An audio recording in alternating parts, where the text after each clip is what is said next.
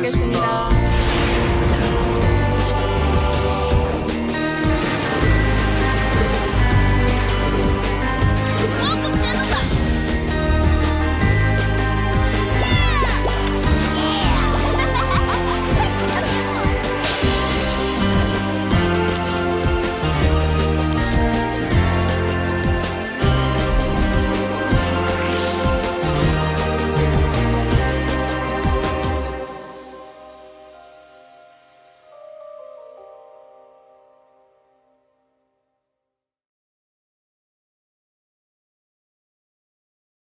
Thank you.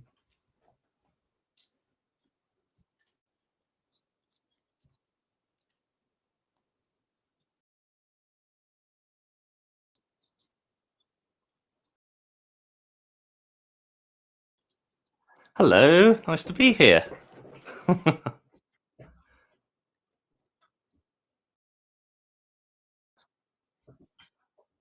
Okay, so I've worked in animation on and off in various different guises for over 20 years now.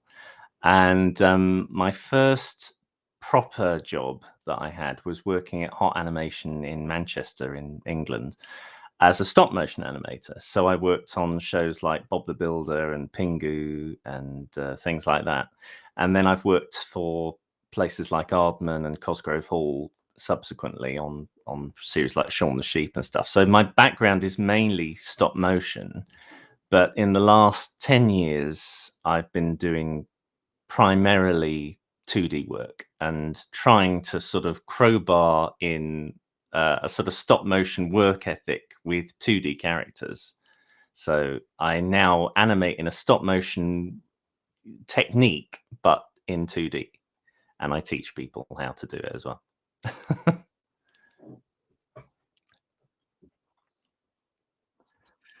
Very ambitious, yeah. Yeah. So she's she is a litmus test for this kind of character. So I want to preface this by saying she's like in beta, really. She's a character of concepts, really. So some of her works better than others, really. I've been able to animate with her, and she's able to do all sorts of things. But the idea behind her is to be able to get her into poses as quickly as possible. So, for example, let me just bring up her console here. There we go. So she has the ability to shift weight pretty easily. I just grab hold of her torso and I can move it around like that, and she can sort of, rock from side to side. I can get hold of her hand and move it around, and it's still attached very easily like that. I can sort of move, bits and pieces around pretty easily like that. I can get hold of one of these many controls on this sort of representation of a person here, and I can do things like change the curvature of her glove really easily by just sliding this around. And I can get hold of her collar and move that around like that, move the edges around really quickly like that. She has a master controlled face, so I can do things like that, where she can sort of move her head around pretty easily like that. That's pretty basic stuff. I can change how muscular she is by moving these doodads like that. So if she's flexing her muscle, she can sort of do that sort of stuff pretty easily. Stop saving you. I've got this ability where if she rocks, but I want that arm to sort of rock with her rather than sort of stay put in midair, I can sort of flick these switches and now they sort of move with her body. I've got things like her tiara. Whoops. Her tiara, I can just grab the middle part and sort of move it around like that, and it's still connected to her head. So that's quite nice. Her eyes are very squashy. She's got a few deformers in there like that to sort of do different expressions and bits and pieces. She has what else? She's got a belt that I can just move around like that. She's got, what else have we got here? got a jaw which I can go around and sort of squish around like that, so she looks as if she's chewing without any effort. I can do this. So these little doodads allow me to sort of manipulate different parts of her face in different ways, so I can sort of squish things around a bit, or sort of make it more sharp or fat, or sort of rotate things if I need to. So it gives me an extra little bit of control, particularly when she's moving her head. If I move her head over to there and I want a little bit of a sort of shape there, I can sort of just go in and tweak that and pull that around, you know what I mean? That sort of stuff to make it look a little bit nicer. And what else have I got? I've got these ones which allow me to sort of manipulate the mouth a little bit. So if I want, I'll for the moment I'll shift her mouth position over there like that and just rotate it.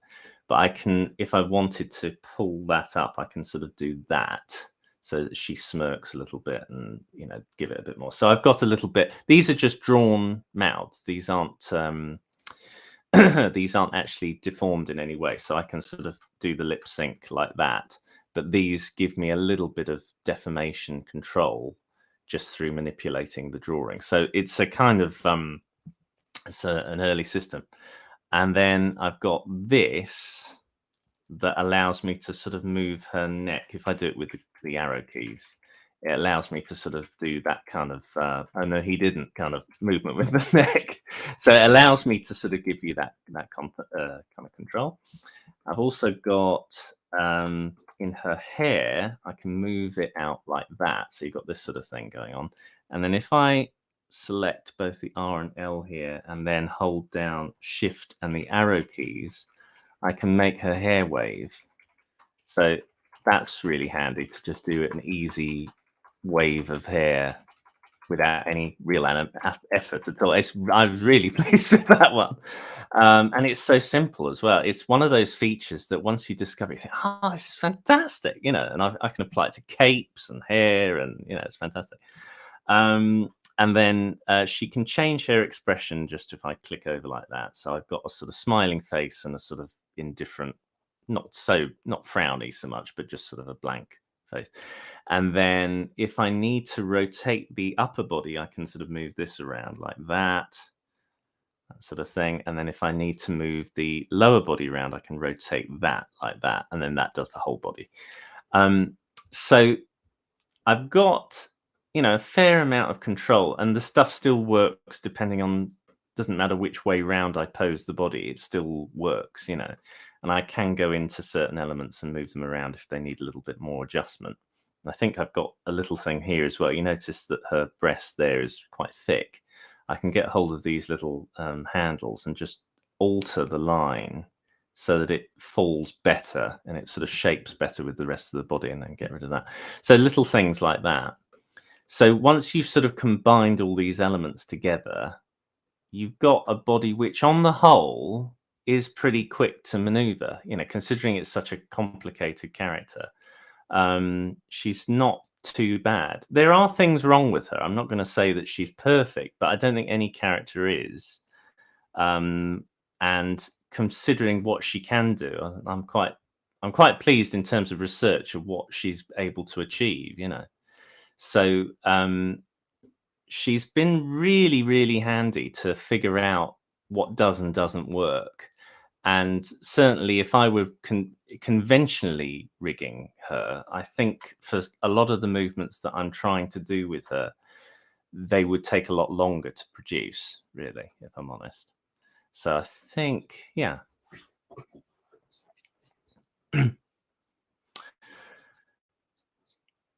So I would say for this particular puppet, she's really good at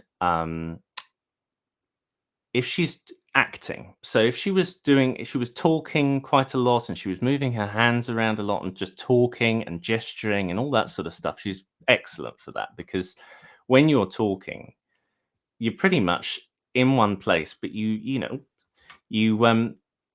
gesture with, you rock your body. Let me just get the right bit. There we go. You rock your body from side to side. You're moving your hands quite a lot and sort of, making a gesture like that. Oops. There we go, like that. So, if you're doing the subtle movements, which make up quite a large part of most productions, you have got characters talking, and you have got them just sort of gesturing and saying, "Okay, what's this doing here, and why is that there, and blah blah blah. You'll never get away with this," and that sort of stuff. In terms of gymnastics, she's not bad. She can do quite a bit. I've done her dancing. I can show you a shot with her dancing. Just close this. Save it. So, you're doing the subtle movements, which make up quite a large part. So if I go to, which one is it? Run. Saying, okay, what's this doing here, and why is that there? Well, you'll never get away with this, and that sort of stuff. Just got to remember which one it is. Running. Acting. I think it's this one. I've done her dancing. I'm going to show you a shot with her dancing. Come back. Yeah, here we go. So this is a shot that I have in my YouTube video and Instagram and stuff like that. So this is one of the. You notice here that some of the design of her console is different here because this is an earlier version of her. But and you'll notice as well that her colours are slightly different. That's because I've turned on a cutter toggle to make her run faster. So there's a few things visually that don't quite look right. It renders fine, but anyway, this is the reason why she looks a little different. But she animates really well. I'll play it back. There we go. Hang on, if I do this so we don't get distracted by all that stuff. It might take a few playthroughs to get all the frames back.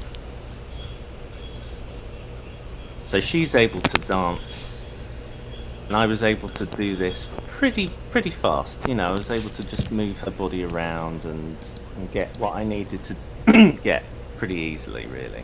There are a couple of times with like the odd frame where I needed to just add a little bit of extra something or whatever. But for the most part, she was pretty much just like a stop motion puppet. I would just move a body part and get it into that position, and that was fine.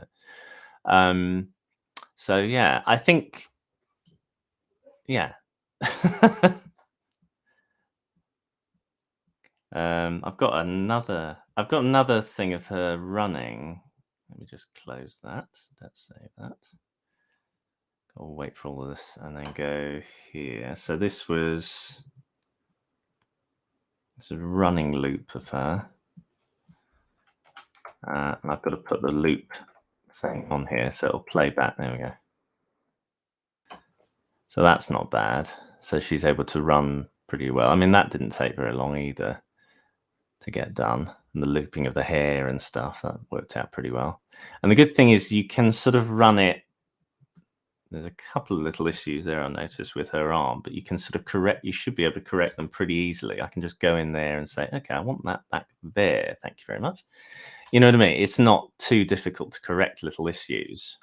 So it's, that's the thing. You don't just press a button and suddenly she becomes alive. You've got to do the work. But she's not bad. I've got one other one that illustrates her kind of acting stuff. So I'll just close that one. I'll save it. And I didn't make that little tweak.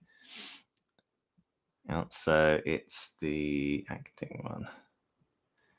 I really do need to do a scene with her actually talking and stuff. I haven't yet done anything like that because I've been so busy with other things. But this was just a thing of, could I recreate a drawing I did of her, the pose that I did, and then sort of shift her weight to another pose?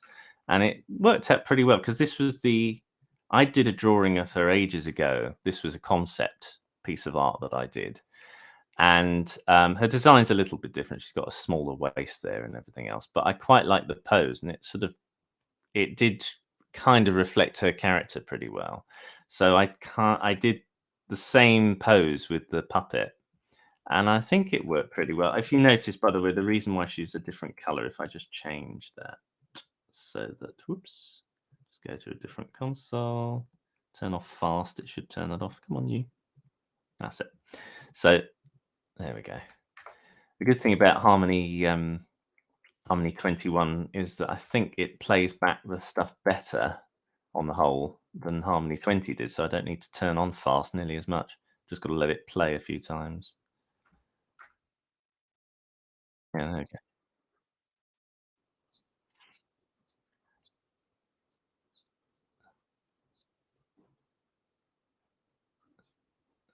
Yeah, it was great to be able to just move the character into that position, and by and large, it was able to do it, you know? I think the one of the things I was trying to avoid was having a character with too many multiple drawing substitutions. I'm not against them at all. In fact, I still use them in things now. But I was wanting to know how far I could push it without the character becoming too heavy, and being able to get how much subtlety of movement can you get, um, and it's been very very interesting to figure out what's possible and what you know, is just an overindulgence, you know what I mean? But, yeah, I think she's working fairly well, you know? So, yeah. Worked out pretty well because this was the I did a drawing of her ages ago. This was So, concept she's art that I did, kind of a and homogenous her designs mix are a little of bit different. She's got a small all quote sorts of system, things. I mean, I'm not a but I great, quite like the pose, and comic it book sort of reader it did yet, kind of although I am reflect her kinda getting character more pretty into well. Batman So now than I ever used I to. did the same But, pose with the puppet, um one of and the I think things it that I worked pretty wanted well. to do, If you because notice, by initially the way, the reason the why she's the a different first color, thing if I I just created change for that, this kind of so concept that, was whoops, it was let's go supposed to to a different be console. a, Turn off parody fast, it should advert turn that off. Come on, you. of two. That's it. Well, I mean, So, this is clearly a man there we in go. drag, The good doing a thing about soapbox commercial, soap powder Harmony commercial, 21 is and that I they think were it plays absolutely backward stuff hideous better creations, and they were on the saying, whole than awful Harmony stuff. 20 And did, so then I I don't need to just turn thought, on well, fast nearly as much for actually, I comedy. really ought to tone it down a bit and make something that's perhaps a little bit more legitimate, because a character like this is perhaps a little bit easier to do because the character doesn't really have any particular muscle tone. It's very exaggerated. The more realistic a character gets, the more difficult it becomes. So I'd sort of be hiding behind exaggeration, really. So I decided, well, I think, okay, let's try and make a character that's more conventional. I wanted to make her still a bit goofy and her own thing, but I did want to make something a bit more legitimate. So I started with this. Um, I gave her a long nose because I wanted to do a long nose character for technical reasons. It's difficult to do that because of foreshortening and stuff like that. So it was important that the character had a long nose. Um, and things like a collar and gloves and things, just things that make life difficult on purpose, so that if I did figure out how to do things, I would know for future. It was all about trying to make it difficult on purpose. So I knew it was a big project. And also, what was coming through is that initially I made her really gawky, but I kind of made her a bit more rebellious in the end. So I started. This was more the character she ended up becoming, and I went more with the graphic one color shapes rather than all the sort of tonality of that one because I thought this is more comic book. This is fitting more that kind of printing style, and I thought I'd go with that more.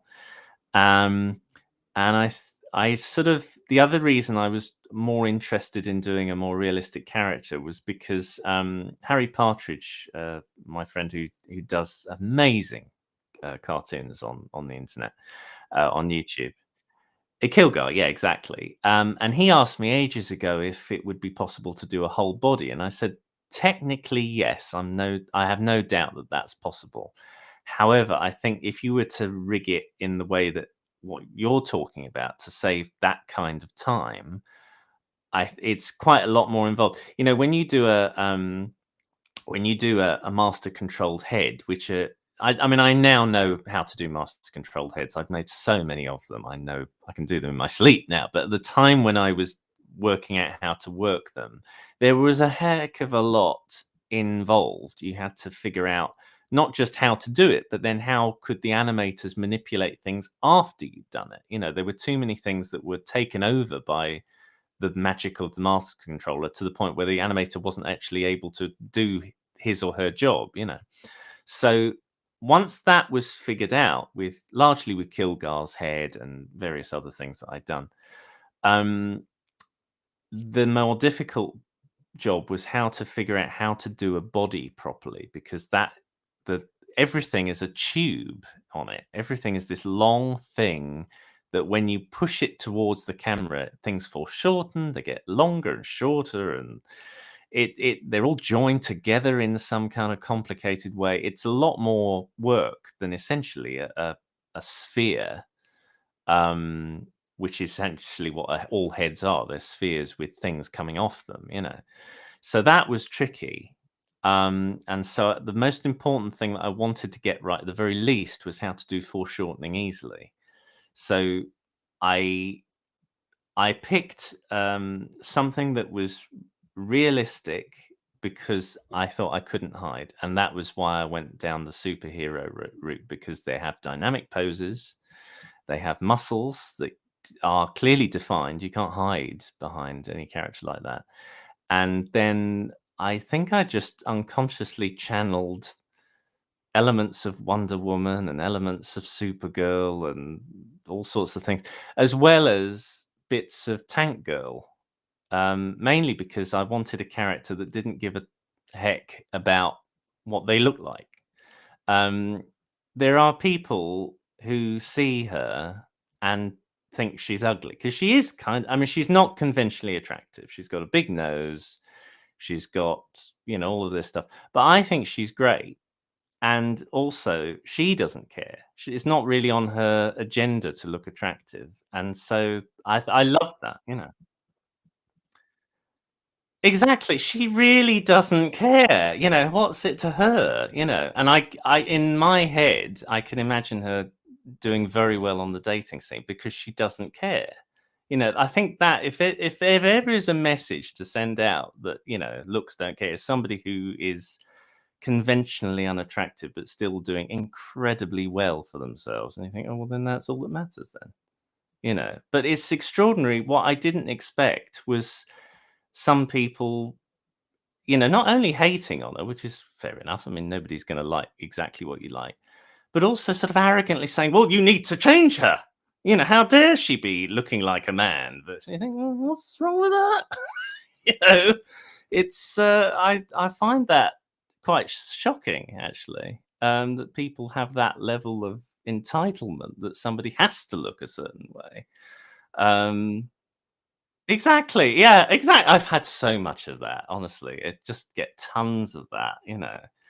And you just think, "Oh my goodness, I wouldn't dream of telling somebody, I can obviously you can say to somebody, it's not for me. That's totally fine. But to say it's wrong, do it, this is yeah, it's very strange. And that's the thing. I'd never really gone into that arena because I'd never tried to draw a realistic person in animation before. Not really. It wasn't that I couldn't do it. It was just I'm not really interested most of the time.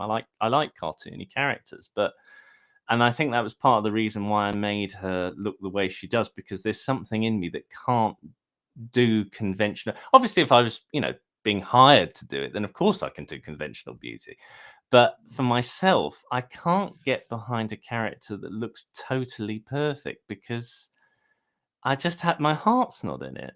I I I just can't get behind that kind of thing. It's funny if somebody else draws it, I'm totally behind it. It's very weird. It's like for me, I just find I need to give them something else. Really, that's just me. But certainly, I think, characters like Tank Girl, who again is actually technically an attractive woman, but because she doesn't care and she shaves her head and she just, would probably light a cigarette by striking a match on the back of her head. She doesn't have any vanity. And I liked that aspect. I thought that was fantastic. And I wanted elements of that with her. But also things like these spikes that coming out the back. I wanted a bit of 80s in there. So you got a lot of these during the 80s. You got obviously She-Ra and Empresses here and Empresses there. They all had this sort of maximalist look, and I wanted a bit of that. So I did think about giving her a cape as well, but I thought, well, I've got her hair already in other stuff, so I'm not going to bother doing that. I think one that's flowing element. Yeah, exactly. So I've got that. And Yeah, I mean, it's funny you say that because like I see the primary colors and I see the belt and I immediately thought like Silver Age superheroes, like from 1950s to 1970s where you had all these heroes who had sci-fi origins. And I think it looks really striking, and I think that she would look perfectly at home on Apocalypse, alongside Darkseid or Granny Goodness. I mean, I'm glad you said it because I think she's great. And I don't mean as in I think she's great because I'm such a great artist. I don't think that. I mean, I sort of see her as a person because, like, when you create something, you do end up seeing the character as a fully fledged, person in their own right. You don't see them as a drawing. So, in terms of her personality, I really like her as a person. So I you do become a bit protective of your creation because you've sort of it's funny, you do think of what they're doing and you invent little scenarios in your head of what they're about. And I think certainly in her case, she's a hero in the same way that probably Deadpool is a hero, where it's sort of a bit of an anti-hero doing the good thing really, but in a perhaps way that's not the most wholesome. And I quite like that. I think there's a lot more of a market for people who are a bit naughty, basically. Yeah. Because there's elements of the Green Goblin, that sort of goblin-y sort of face to it, and I like that. I think it's nice. So we're talking about some of the design decisions in the character, but I know you also mentioned that there were design decisions that made this rig deliberately challenging to build. Yeah. What kinds of problems were you trying to solve? So, I'll show you a character that I made that's a literal cliche to show the problem. So I did this video where I animated a character called Sir Stiffly. This is all pivots, right? Yeah, he's all pivots. And actually, I mean, the funny thing was, I was stopping myself from animating him better because there's still this perfectionist in me saying, "Oh, come on, I want to make it nicer." So I was hamming it up on purpose to make sure that you understood at least the difficulties involved of making a character. So this was his. Oh, hang on, I'll turn the sound off because otherwise he'll shout the house down. But he literally moves like some sort of Egyptian frieze. He and makes a joke of it. He cannot grasp his sword because he's just so stiff, and then his arm falls off. So he's deliberately designed in this way, and the only way that you would be able to animate a character like this, let me get to a frame that I don't care about. If you were really wanting to make this character have foreshortening or stuff like that, you would have to, let me just go into the node view here. And let me go to his upper body. If I select that, that'll show me exactly where we are. There we go. So what you'd have to do, the convention is, let me go to the deformers and make an envelope deformer, is you'd have to get an envelope deformer. Actually, let me do it around something that's a bit more, because I didn't obviously expect to do this kind of thing with it. Okay, let's do it there. That'll work. Right. So if I create a quick envelope deformer around the body, doesn't take very long. So one there, perhaps one there, one there, one there, and then join it together, and then just make it a little bit neater. And do that. Obviously, this is going to break a little bit because the insides, unless I make it a weighted deformer, actually, let me just quickly do that. Doesn't take long again. So plug that one in, take that one out, and then plug that in there like that. There we go. So if I pull this around, I've now got this sort of fleshy, squashy body, which I can sort of make adjustments to and stuff like that. And if I actually, no, I really do need to do it on an arm, don't I? Otherwise, I can't. Hang on, let me do it properly. I've got to do it around this bit because what I'm trying to do is rig something which wasn't designed to do this, but you'll get the idea of what I'm trying to explain. So if I move this around, I mean, first of all, you've got that difficulty of having a character with bits and pieces inside a deformer. I'll have to make another weighted deformer here, just a sec. Bump, bump. Do. Okay, so now at least it won't squash. It won't tear. So if I want to now you don't just have foreshorten, pivots, but you also have foreshortening, right? So you can show things moving away from the camera towards the camera. Well, to a certain degree. I mean, it's Yeah. not very good because for a start, that curve there is clearly going away from the camera. So if you want it going this way, there's not really anything here that can do that, except the only thing you could do is hang on, if I put a drawing, this is the actual part here, and I suppose the only thing you could do is I've duplicated that drawing now, and I could go into the drawing and sort of do a version of it this way round.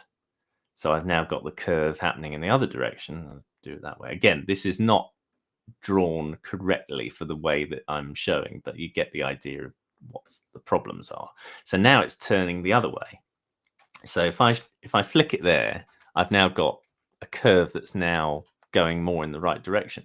But if I want that facing the camera, I don't really have anything that can help me to do that, because I need that curve happening like really strong, with everything connected up to it. And it's just a nightmare because you've got so many elements that you've got to create in order to do that. I'd have to have a separate curve deformer here and a separate thing there. I'd have to construct him very differently in order to do this. The only way around it for this particular thing is if I did another drawing. Let me duplicate this one here. And then did a curve that was really, really strong, like that. And pull it out like that, and blah, blah, blah, blah. I mean, obviously, if I was doing this properly, as I said, I'd just have this element. I wouldn't have these two at all. But you get the idea. And then you've got your sort of foreshortening here, which you then connect the rest of the body to. But there's quite a lot of, in order to do that in a more conventional way, you've got to have a curved deformer around this shape. In fact, let me just quickly do that so you really understand. I do like how we're talking about like this rig that only has pivots, and it's really hard to sort of get foreshortening working. And now I've got you trying to get foreshortening working on this rig. But that's the thing; it's not an easy thing to do. No. I'm having to, work it in there. You can, I mean, it's possible to do it. I mean, we did it on the Macroterra, where we had characters where they had a conventional body, and we were doing things literally in this way, where we had albeit better put on deformer, but you would have to sort of bend the bits and pieces around manually so that you get the shape that you want, and then you can put things on. So it's possible to do, but there are quite a lot of steps in order to do that. I have to move at least 4 points. I'd probably put them in the other parts. It's because I'm doing it quickly. But you get the idea. You're having to move several parts around in order to get that desired effect. Whereas with the Empress, you just move the arm and it's done. Everything's in the right places. If I were doing his armor in that way, I would probably, to get the curve, I would have a slider like her glove so that I could get the curve happening. But then all the elements are joined together in exactly the same way as her arm. So you'd have probably this darker color coming all the way along like her arms were. And then these bits, I would have a slider so that it changed the curvature of the arm as and when it's needed to get that foreshortening in, rather than having to go in every single time and move each bit around, and that was the thing I was trying to illustrate with him, is that it's very difficult to do a character properly that is realistic, and it has so many elements. I mean, one of the things we came across on the Macroterra was the characters were extremely detailed, and the more detail you put in a character, the more effort is required to animate the character. You've got so many more lines to think about and things to join together and all the rest of it. It's very difficult. So if you were, I mean, one of the other things that I was trying to do, we're talking about superheroes, was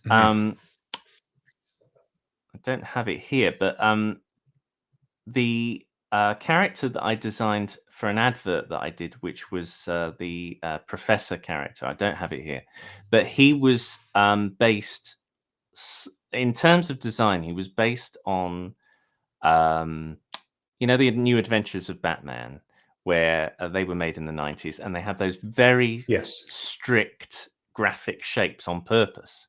So you'd have Batman's character, if I can quickly draw him, and it would just do a really quick version of him. It would just be that for his head. I mean, there's no attempt at anything sort of realistic there. It's just that's his head, and then when he actually took his helmet off, his head would still be quite a graphic shape. And everything was, his body was pretty much like that, unless he had, you could see anything else, but everything was extremely stylized and heavy shadows and stuff. And that heavy shadow stuff is actually quite beneficial to animation because it allows you to hide things quite well.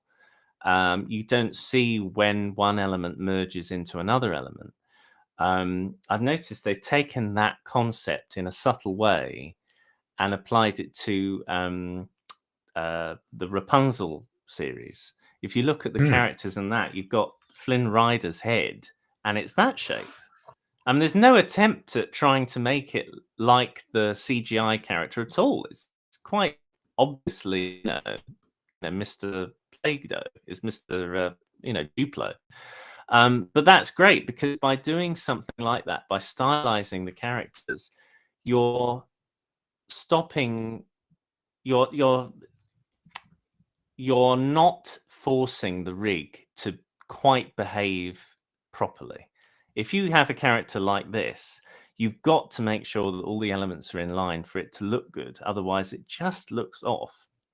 Whereas with a character that has a stylized head, you've already said to the viewer that you're not expecting physical reality, and therefore it's okay to have a slight abstraction now and again, and it's much more sensible. You're sort of avoiding the uncanny valley almost, exactly, right? Yeah, it's a really sensible decision to make. If you're not looking for like musculature and bones and anatomy, it does make the process a lot easier. It's easy. I mean, don't get me wrong; those rigs are amazing, and the people who animate them are amazing as well.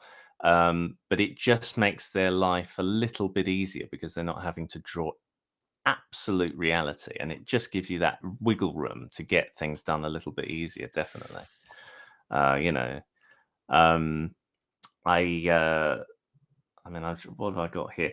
Can I show you something else that's sort of related to this, please? Yeah, let's take a look. All right. So I shall close this.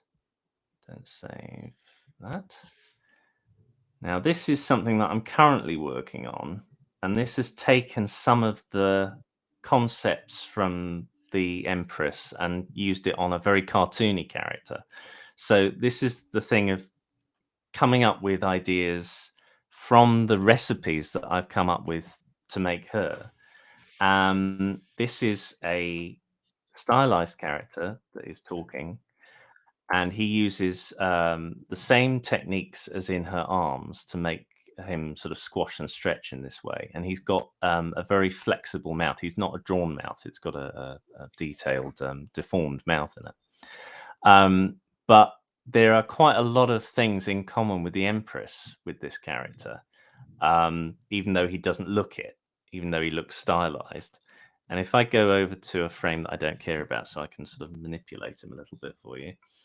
If I go over here and show off that, there we go. I think it's because his eyes disappeared. Wait a minute. There we go. Right, if I move his head, and there's a couple of drawing substitutions in the eye there. So, I don't totally abandon them. I'm very for sometimes very crude methods of manipulation, but if you're doing a blink or something like that, or you've got the ability in the same way as the Empress to move the whole body around. I'll just change that handle. What's going on there? There we go. I can change things around very, very easily because I can just shuffle his body around and make his head move in a different way without having to go in. And he's still got a curve deformer to give him a different sort of movement here.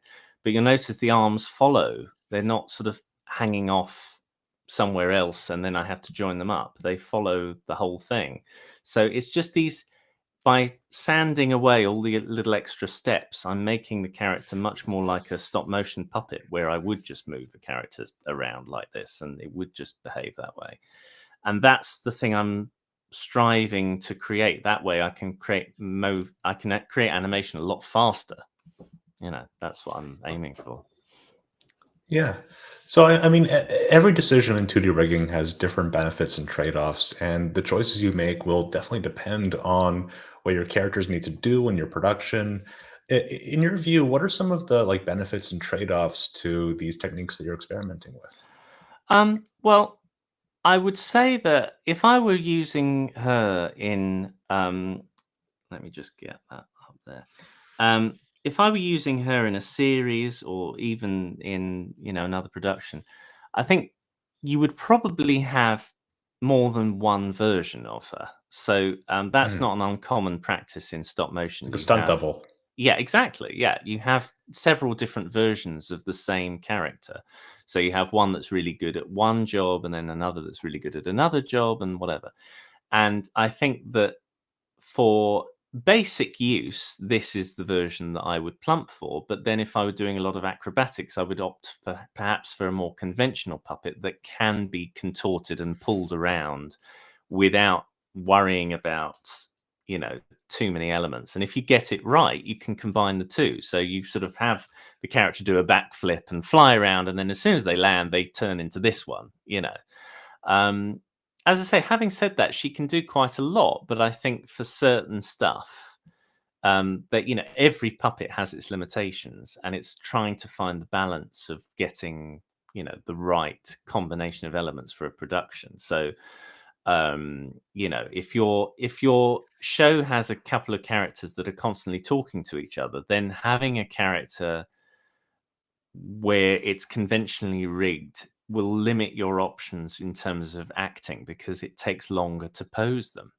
And certainly I think that on productions I've worked on where people are perhaps a bit more unfamiliar with the software, to move an arm like that takes no effort at all. And then you can just sort of, as long as you know what the controls are, you can manipulate to taste, and you've got a good grasp of anatomy. I mean, you do actually have to know how a body goes together in order to make it look right. You can't just sort of plonk her in front of anybody and it'll work.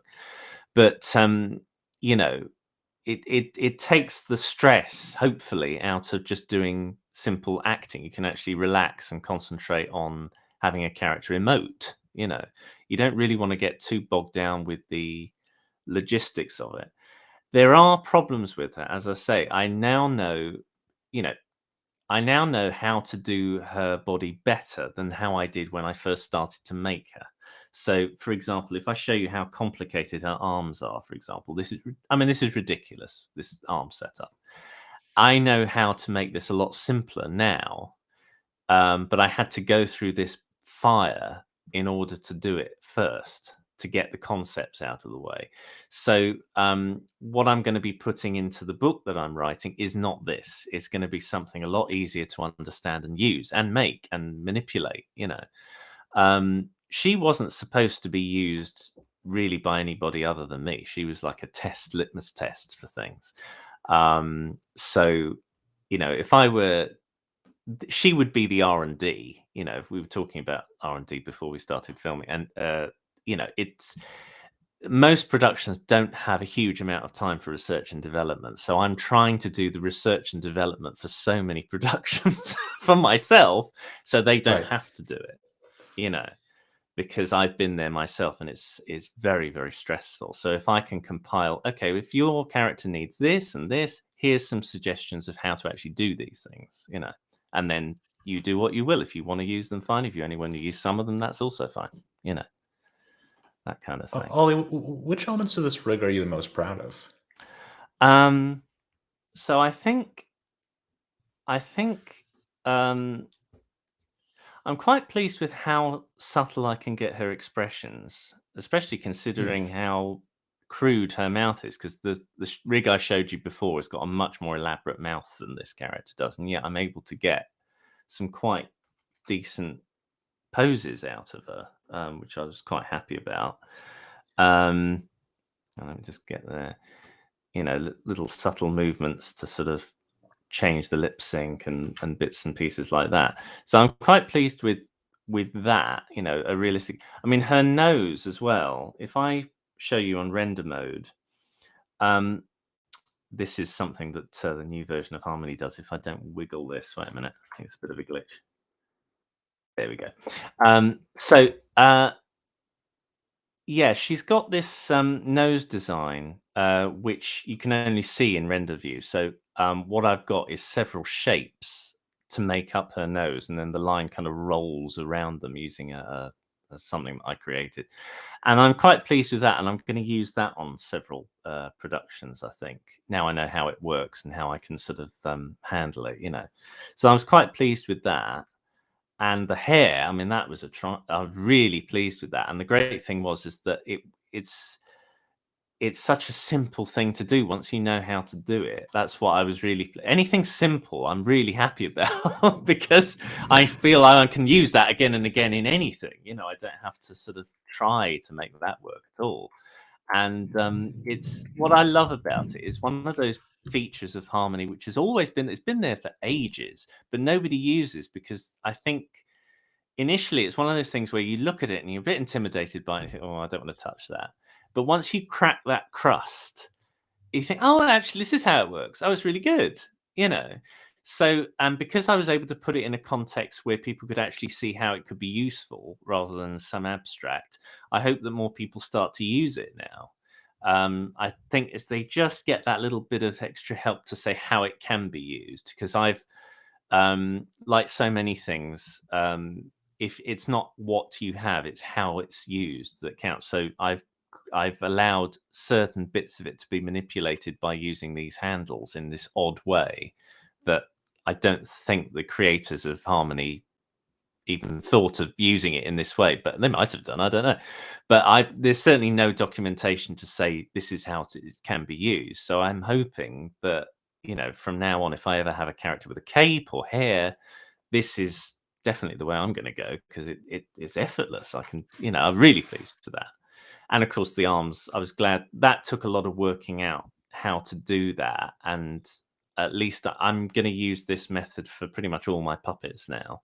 So even more basic cartoon characters can still have this method and it works really well. Once you know how to do it, it's a bit annoying because I put the Empress on my Patreon for people to use, and it's only fairly recently that I realized there's a glitch in her arms, which I didn't have when I was using it. So I fixed it and put it back on the Patreon, saying, "Oh gosh, it's the actual character."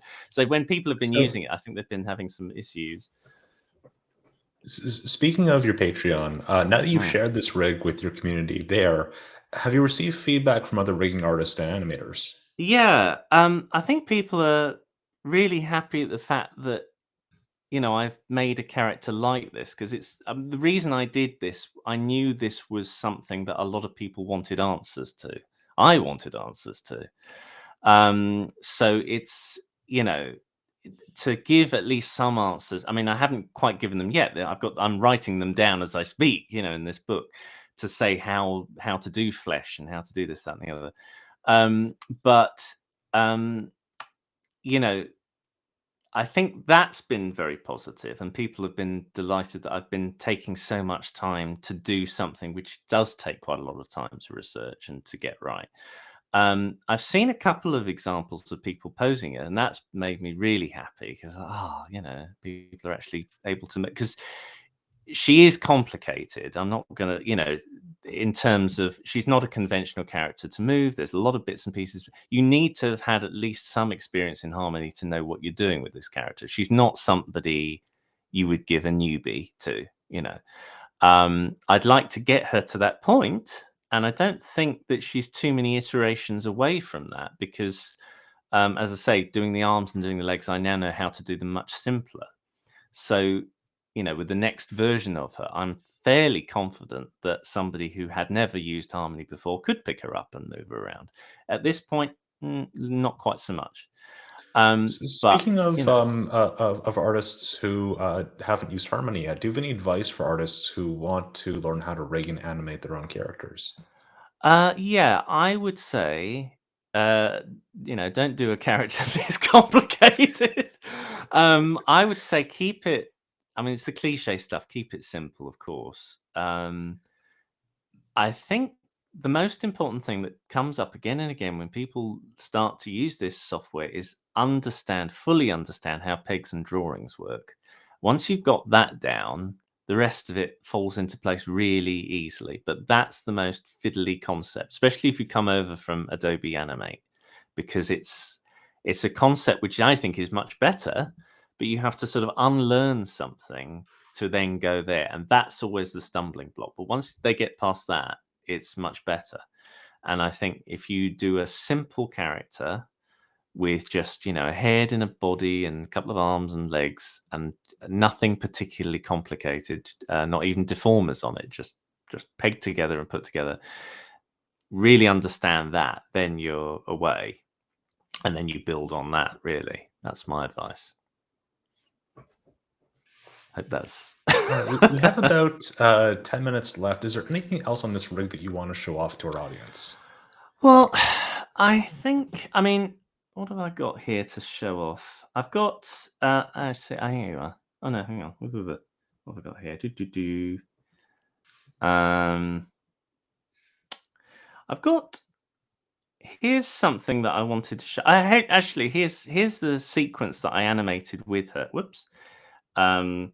Which I put on my YouTube video. So I've got the character of me about to sit down and make her. So it's a fantasy idea where you just sort of press a button and you create this very complicating character.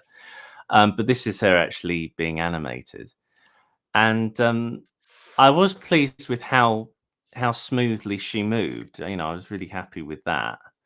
Particularly because when I've been trying to create more complicated characters in the past, they've either been quite stiff or they've taken quite a long time to work. So it was nice proof of concept that she could actually move at all, So I was really pleased with how that went. And this went down really well on Instagram. People seem to quite like it. But what else did I have? I think one of the reasons why it strikes a chord, though, is because there is an idea that because cutout animation is done on computer, that sorry. you can sort of press the silence. Right, sorry. Yeah, so I think there's this impression a lot of people have that because cutout animation is done on computer, that it does all the work for you. But it really is a craft, just like hand-drawn animation. And it really is, it needs someone who knows what they're doing. You mentioned that to animate your character, the Empress, you need to have an idea of like what an anime can do. Yeah. You Because need to know. otherwise you'll get things that don't look right. Yeah, you need to know anatomy. You still need to know how a body actually looks and how it's posed. So you can't just be given. It's like, I'll show you actually. This is her totally without being moved around at all, and she looks dead. There's something about her that's not quite right. Her eyes are just staring blankly into the distance. If you move her, she looks like a doll, because she doesn't have any character yet, and it's funny when you look at stop motion characters in doll form, they look dead as well. They're completely plonked. They're staring at the ceiling. They have no life at all. It's when you pose them and you give them that spark of life that suddenly they are the character that they are, truly. And otherwise you've killed Gromit. Yeah, exactly. Yeah. Well, I think we had certainly on a production I had, some of the characters without their bits and pieces, they look quite frightening. They have a spike through their neck or something like that. Because Pingu, when there was a publicity shot of him for the Pingu show, they had in the Radio Times in this country, and they had the way that show was made was quite different to most conventional stop motion. It was what's known as the substitution method, where you have essentially an army of different puppets made slightly different to each other, and you literally take the puppet off the set and Oh, put a that's brand new one wild. on for every single frame. So it's completely mad. It's very similar to drawn animation, but in a stop motion form. And they had this army of characters, but they all had spikes coming out from their neck, because that's where you put the head, the plasticine head. And it frightened quite a lot of children because they didn't expect to see, these characters looking, in this more sort of dead form. They want to see the happy, friendly character on the side of the lunchbox, of course, And I think that's the difference. Some people, when they're animating drawn characters in cutout form, when they first get hold of the puppet, they're expecting the magic immediately out of the box, whereas you need to pose the character first. Oh, I've messed that one up. There we go. To give it their personality. It's all there waiting to happen, but you've got to do it. And I think some people, certainly when they're starting to get into animation, they don't quite understand that it's acting. It really is acting that you need. I mean, there's that famous story, I think, that was told to Actors with John pencils. Lasseter. Sorry? That animators are like actors with pencils. Oh, hang on. I think Siri's going to kick in. Wait a minute. Shush. Yeah, I think because there was a story at Pixar and somebody approached, I think it was John Lasseter at the time, and he'd just shown off that short, the very first Pixar short with Wally B. And they were saying, what software do you use? And he said, oh, it's just conventional, off the shelf stuff. He said, no, but this looks really good. What software did you use? They had no idea that it was, no, that's talent done that. That's not, you can't buy that, And that, I sometimes get messages when people do expect it to sort of do more than it is. And you think, no, you've got to draw that. You've got to draw that character or get that face. But it's down to you now, And there's quite a lot of controversy over the what was it? One of the Planet of the Apes films, and I think Andy Serkis was raked over the coals by some people, sort of saying that animators were sort of digital makeup artists, and there was quite a lot of anger about that, saying, well, Motion we did more than capture that. We will actually replace all animated. animation. Oh, Yeah. no. Well, also there were quite a lot of shots that were just animated totally by people that had nothing to do with Andy Serkis in there as well. So it wasn't, it was a collaborative effort, like most animation is, And I think some people put animation onto such a pedestal, it's ridiculous. You need to calm that down. But then at the same time, no, it takes talent from people that, I think what like motion capture artists do is also a craft and also talent. I think animation, hand-drawn animation is talent. I think cutout 2D animation is talent, and I think that there's a lot of talent in 3D animation as well.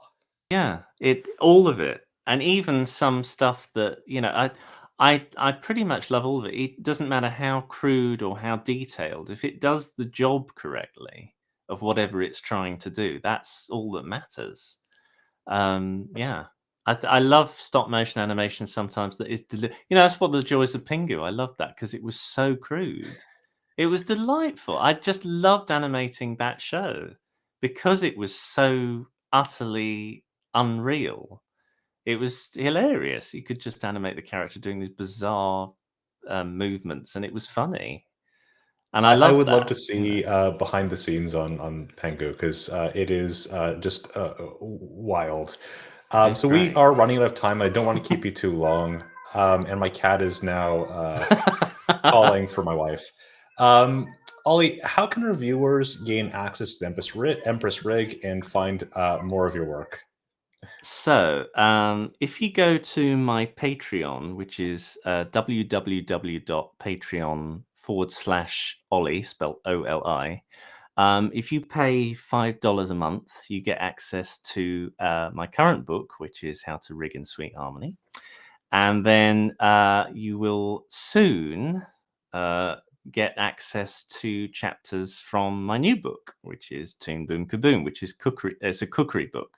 So it tells you how to make things like how to do cloth, how to do line work, how to do flesh, how to do this, that, and the other. So it's more advanced. So this is like if you're starting out, and then this one is more for how do I make a character the way I want it to make it. And they're all available on my Patreon. One of them is, and my Empress character is, and various other bits and pieces are as well. All right. Oli, thank you so much for joining us on today's It's stream. been a pleasure. Thank you so much for having me. And I'd like to thank everybody for viewing this discussion. If today's discussion inspired you and you'd like to try Harmony Premium, be sure to visit our website at toonboom.com to download a 21-day free trial. We also have free resources and downloadable rigs at learn.toonboom.com. And if you have any thoughts about character design or rigging for cutout animation, feel free to share your thoughts with our communities on Facebook, Twitter, LinkedIn, and Discord. If you search for Toon Boom, you'll probably find us. Thank you for watching to the end, and tune in next time.